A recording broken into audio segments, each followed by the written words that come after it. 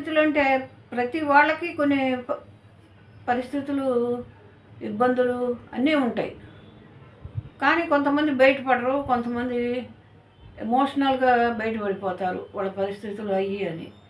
ఎప్పుడైతే మనం పట్టుదలగా మన పరిస్థితుల్ని బయట పెట్టుకోకుండా మనం గుప్పెడు మూసుకొని ఉంటామో అప్పుడు మనకు విలువ ఉంటుంది. ఇప్పుడు చిన్నపిల్లలు ఉన్నారనుకోండి, ఈ చిన్నపిల్లలకి గవాల్ని ఏం మాట్లాడాలో తెలియదు, బయట ఏం మాట్లాడితే ఎలా ఉంటుందో తెలియదు. కాబట్టి మనం చిన్నప్పటి నుంచి వాళ్ళకి ఎక్కడ ఎలా మాట్లాడాలి అనేది మనం నేర్పించాలి. అసలు దాన్ని బయట పెడతారు, ఎమోషనల్గా ఫీల్ అవుతారు. అది కూడా ఈ రోజుల్లో, అది వరకు దాన్ని ఆప్యాయంగా హక్కుని చేర్చుకునేవారు అలా చెప్తే. కానీ ఇవాళ దాన్ని ఎగతాళిగా చూస్తున్నారు. మనకి ఉన్న పరిస్థితుల్ని మన ఇంటి తలుపులో నుంచి, గడపలో నుంచి బయటికి వెళ్లకుండా ఎప్పుడైతే ఉంటుందో ఆ విలువ వేరే ఉంటుంది. హలో మై ఫ్రెండ్స్, ఈరోజు మనం పరిస్థితుల గురించి మాట్లాడుకుందాం. పరిస్థితులు అంటే మనకున్న ఆర్థిక ఇబ్బందులు కానీ, లేదా ఫ్యామిలీ పరంగా కానీ, ఏ పరంగా అయినా సరే, జాబ్ పరంగా అయినా, ఏదైనా మనం పరిస్థితులకి అనుకూలంగా నడవాలి. ఎప్పుడైతే అనుకూలంగా నడుస్తామో అప్పుడు మనకి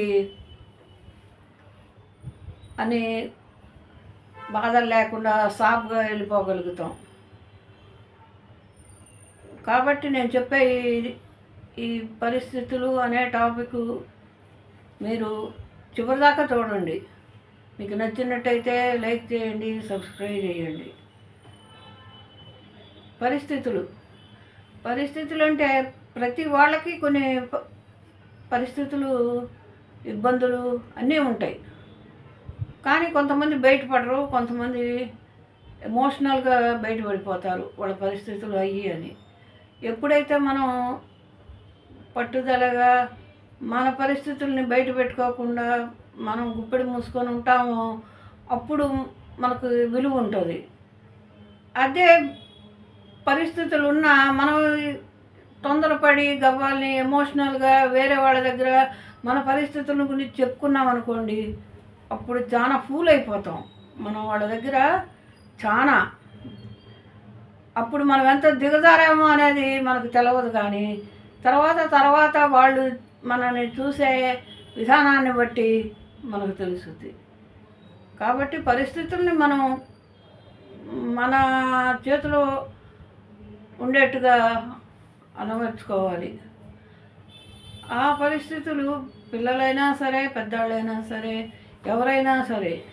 ఇప్పుడు చిన్నపిల్లలు ఉన్నారనుకోండి, ఈ చిన్నపిల్లలకి గవాల్ని ఏం మాట్లాడాలో తెలియదు, బయట ఏం మాట్లాడితే ఎలా ఉంటుందో తెలియదు. కాబట్టి మనం చిన్నప్పటి నుంచి వాళ్ళకి ఎక్కడ ఎలా మాట్లాడాలి అనేది మనం నేర్పించాలి. మన ఇంట్లో విషయాలు తీసుకెళ్ళి బయట మాట్లాడటం అలాంటివి అన్నీ పెద్దయినాక నేర్పితే రావు. మొదటి నుంచి మనం చిన్నపిల్లల కాడ నుంచి నేర్పించాలి. ఇక వయసు వచ్చిన పిల్లలు అనుకోండి, వాళ్ళకి అన్నీ తెలిసినా కానీ తెలిసి తెలియని వయసు అయిపోతుంది వాళ్ళకి.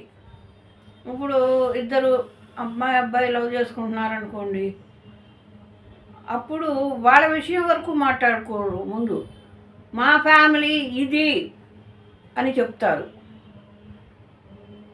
అప్పుడు ఏమవుతుంది, మా ఫ్యామిలీలో ఏమైనా తప్పులు ఒప్పులు ఉంటే అవతల ఫ్యామిలీలో తేలికైపోతాం. ఫ్యామిలీలో దాకా కాదు, ఆ అమ్మాయి ముందు కూడా తేలికైపోతాం.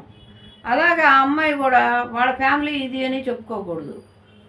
ఎంతవరకు ఉండాలో అంతవరకే చెప్పుకోవాలి. అది పెద్దవాళ్ళ దగ్గరికి వెళ్ళినాక వాళ్ళు మాట్లాడతారు. మేము లవ్ చేసుకున్నాము, ఇది పరిస్థితి, పెళ్లి చేసుకోవాలనుకున్నాం అని చెప్పుకోండి. శాంతం డీప్గా ఫ్యామిలీల గురించి చెప్పుకోవద్దు. అలాగే పెద్దాళ్ళు ఉన్నారనుకోండి, వాళ్ళు శాంతం పరిస్థితులకి తలకాయించి అన్నీ అనుభవించి వాటన్నిటినీ కూడా ఇముడ్చుకోలేక మనసులో దాన్ని బయట పెడతారు, ఎమోషనల్గా ఫీల్ అవుతారు. అది కూడా ఈ రోజుల్లో, అది వరకు దాన్ని ఆప్యాయంగా హక్కుని చేర్చుకునేవారు అలా చెప్తే, కానీ ఇవాళ దాన్ని ఎగతాళిగా చూస్తున్నారు. కాబట్టి మనకి ఉన్న పరిస్థితుల్ని మన ఇంటి తలుపులో నుంచి, గడపలో నుంచి బయటికి వెళ్లకుండా ఎప్పుడైతే ఉంటుందో ఆ విలువ వేరే ఉంటుంది. ఎప్పుడైతే మన కుటుంబం గురించిన పరిస్థితులు బయటికి తెలిసినాయి అనుకోండి, అప్పుడు చాలామంది చాలా రకాలుగా మాట్లాడతారు. దాని గురించి మనము తెలుసుకొని మన పిల్లలకు కూడా చిన్నప్పటి నుంచి నేర్పిస్తూ, అదేవిధంగా మనం ప్రతి విషయాన్ని పిల్లలకి నేర్పించండి. నేర్పించినాక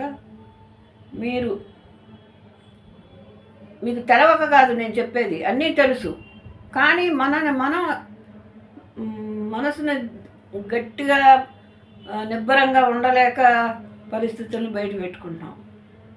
దీని గురించి మీరు ఆలోచించుకోండి. మీకు నచ్చినట్టయితే లైక్ చేయండి, సబ్స్క్రైబ్ చేయండి. ఓకే.